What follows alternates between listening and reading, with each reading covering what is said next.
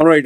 This is one of those articles which I don't think I will show you the face of the individual concerned, and the reason being is because this is a 17-year-old, 18-year-old young man who is in trial in Dubai for a, I don't know if you can call it crime, but he had sex with a girl who was 17. Now, the issue here is, even though, you know, there can be a few months difference in terms of the age, um, she is considered a minor as per the law of Dubai, as per the rules of Dubai. Now, I was kind of surprised that the boy was even jailed. The reason being is because normally, my experience of uh, cases in Dubai, UAE, or whatever is happening in Dubai, UAE, the police does not interfere in, okay, you had sex with this guy or you had sex with this girl. They don't interfere. Even teenagers can have sex, and I'm not saying that is recommended. Um I think the best way to explain this is when I remember in Dubai, I once went with my friend who, like, he's the third generation born in Dubai. Okay, third generation. His parents were there. I mean, they literally saw Dubai grow. And before that, his family were traders or something like that. So this guy, he knew every Arab um person, Emirati, in the police station, in the ministry, because he studied with them Arabic and he knew Arabic very fluently. He was like one of the boys. So I had a small incident where there was a small fine for my car, and I wanted it to, be sorted out without any complications. So he had told me, go and meet my friend. He's at this police station in Dubai. Okay, it is near Astoria Hotel for those of you who are still in Dubai. Um, so I went to the police station, and there, I asked for the person by the name, and the guy said, "Hey, Fadal, Fadal, come," and he took me to one side and he said, "Okay, what is the issue?" And I told him, I got a fine and my license was taken because of some small misunderstanding. He said, "Okay, you just be here. I'll go get your license. We can sort it out." Okay, so as I was sitting there waiting, looking at all the,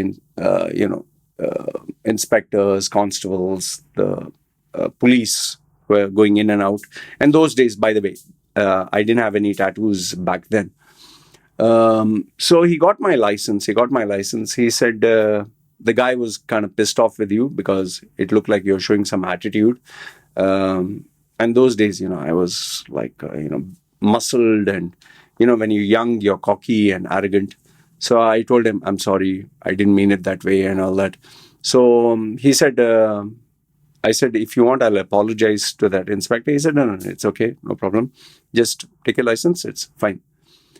So as he was walking out with me outside, and he was just, how is that friend? How is he? And I just asked him, outside the police station, I asked him, I just have one question to ask you, if you don't mind. He said, yeah, go ahead, ask me what.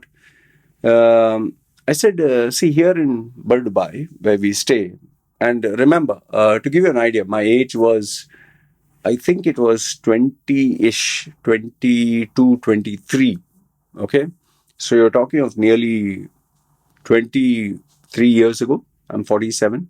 So, yeah, 25 years ago.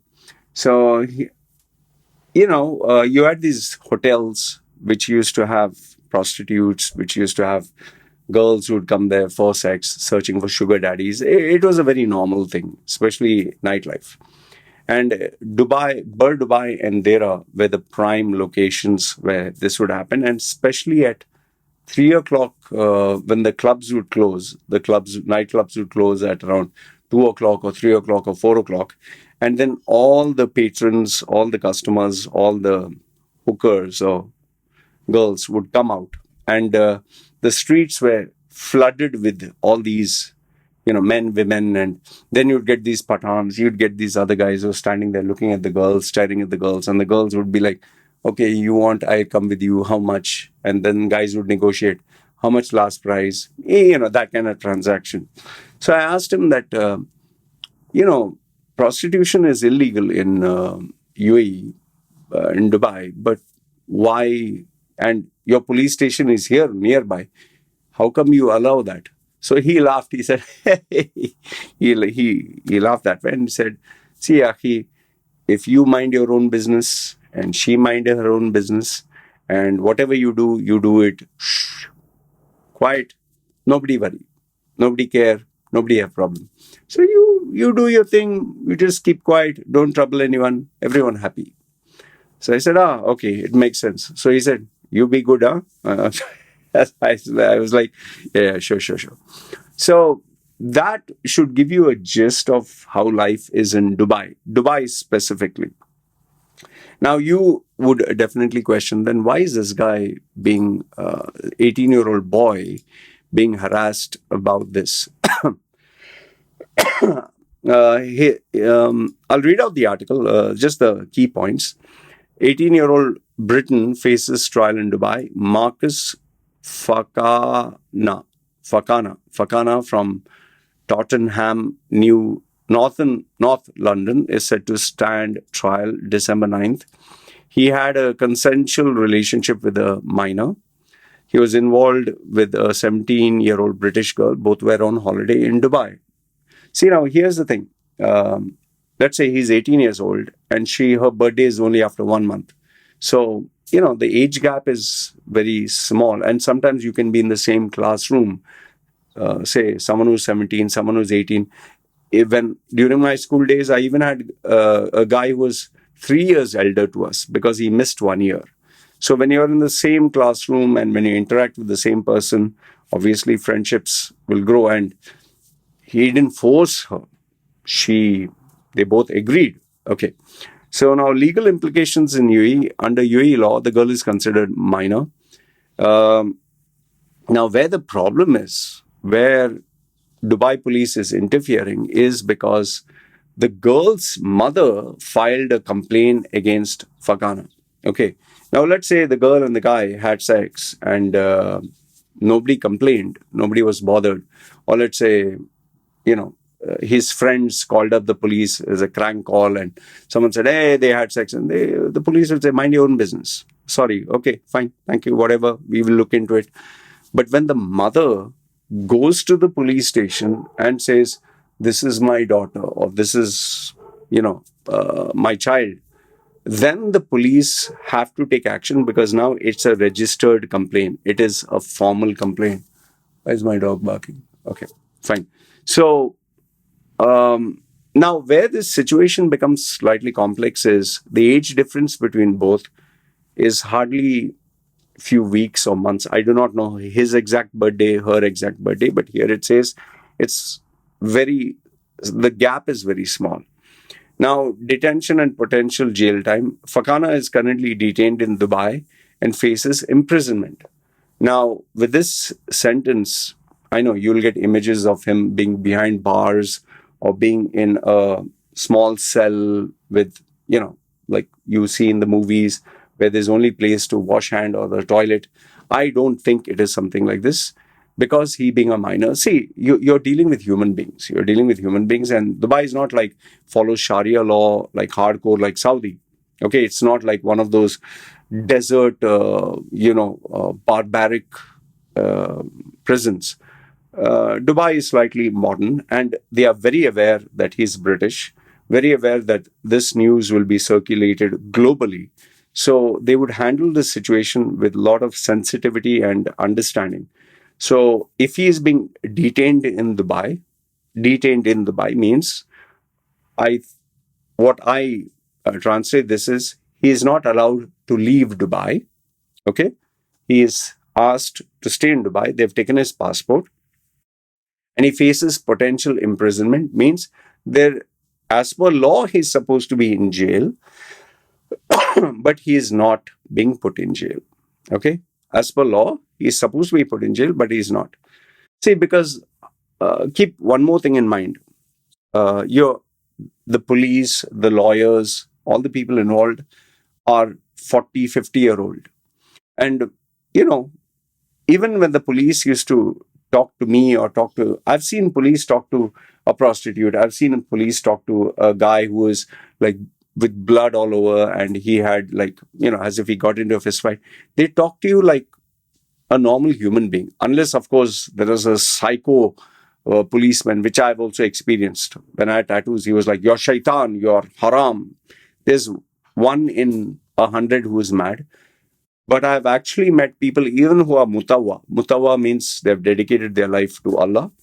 These guys are with beards and they're very, very much Allah. They will have Allah in every sentence. And they are very cool, calm, composed, like very, they have a very soothing voice, like, Allah Khalli, and they'll be very respectful, even if they don't like you. So this guy, when he was dealing with me, he was very polite, even though I had tattoos, even though I look like the devil, as some of them call me. He was like, brother, he was very respectful. So these people who are in their 40s, 50s, even if they're hyper religious, they will understand the situation that this is a young boy because they have kids of their own. They have young boys, young girls in their families, and they know this is a boy from another country, another background, another religion. And also keep in mind, they know that they're dealing with an immature young man. Okay? So they would not want, and I can tell you one thing, he would definitely be very afraid. He would definitely be very frightened. Okay? So they would not want him to get into a shock or, start crying and all. They don't take any pleasure out of doing that. Now, one more thing is this event has garnered international support and attention and publicity. So they are handling this situation pretty sensitively. The case has drawn attention from the UK Foreign Office, which is providing consular assistance to Fakana and his family. I'm pretty sure how I see it panning out, how I see it concluding is the boy's family will apologize to the girl's family and they'd request, maybe they would ask for some compensation of some sort, maybe, I'm not too sure. But eventually they will try to get mediators involved and they'll try to calm the mother down. And obviously the girl has to be disciplined because it looks like it's coming from a very strict household. And, the boy, he will go in front of them and he might cry or he might say sorry or whatever. And I think this can be resolved without the need of taking it to court. And one more thing is what the girl's mother, the underage girl's mother, 17-year-old girl's mother is not aware of is when you have to go to court, you have to book a lawyer, you have to pay money for a lawyer from anything from $1,000 to maybe even $2,000 per session. You have to seek legal counsel. You have to spend time in the court. So there's a lot of hassle. There's a lot of inconvenience. And I don't think they would want that. Even if they do online, I know many cases where they have done these hearings online. It is still a massive inconvenience and you cannot leave the country, especially when the hearings are taking place. So I think they would just want this to be sorted out. Right now, egos are hurt. Right now, feelings are hurt. Right now, the mother, who is very strict about her daughter, is seething, is pissed off. And given that girl did not listen to her. And I think, being a parent and being someone who has done a lot of crazy stuff, I think with my experience, the police, the lawyers, the mediators, everyone will say, don't carry this forward. I think it's a scare tactic for this boy. And I hope this boy has learned his lesson. And you want to do all your, jing bang, just do it back home in UK. Just avoid doing it in Dubai or any Muslim country. Anyway, this is what I wanted to share with you. Let me know your thoughts in the comments below. And I hope, a solution is gotten. My gut feeling, they will solve this problem very quietly and they will just come out with the press release. All's well that ends well. Good, bad, ugly. Let me know your thoughts in the comments below. This is me signing off. You guys take care.